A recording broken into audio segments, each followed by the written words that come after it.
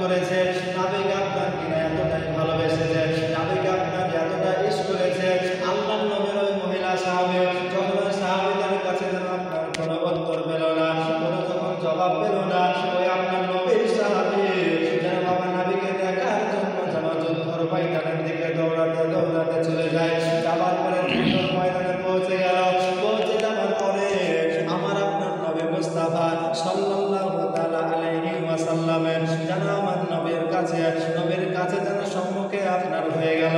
সম্মুখে হয়ে যাবার পরে আমার আপনার নবী মুস্তাফা সাল্লাল্লাহু তাআলা আলাইহি ওয়াসাল্লাম যেন বাবা মা জননীকে বলতেছেন, বলে আপনি এই যুদ্ধের ময়দানের দিকে কেন দৌড়াতে দৌড়াতে আসতেছেন?